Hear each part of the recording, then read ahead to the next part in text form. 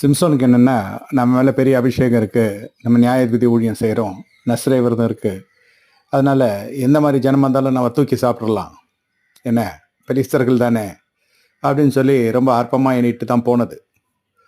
அங்கே போய் பார்த்தா சூழ்நிலையெல்லாம் மாறிடுச்சு. அந்த ஒத்த பொம்பளையோடைய கண்ணீரை இவரே தூக்கி சாப்பிட்டுச்சு.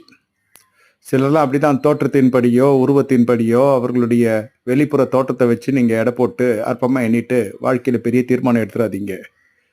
உங்களை மட்டும் தூக்கி சாப்பிட மாட்டாங்க. உங்கள் அண்ணன், உங்கள் தம்பி, உங்கள் அப்பா, உங்கள் சித்தப்பா, பெரியப்பா எல்லாரையும் தூக்கி சாப்பிட்டு போயினே இருப்பாங்க. தூக்கி சாப்பிட்டுருவோம்னு நினச்சிட்டு போனீங்கன்னாக்கா வாழ்க்கை தூக்கி வீசி எறியப்படுகிற அளவுக்கு போய் துச்சமாக போய் கடைசியில் அவங்க கரை சேர்ந்துருவாங்க. இந்த வாழ்க்கையே போச்சுன்னா வேற ஒரு வாழ்க்கையை பார்த்துக்கிறதுக்கு அவங்களுக்கு கெப்பாசிட்டி இருக்குது. இருக்கிறத விட்டுட்டு உட்காந்துருக்காதீங்க. போகிறதுக்கு ஒன்று பார்த்து யோசிச்சு பொண்ணு எடுங்க.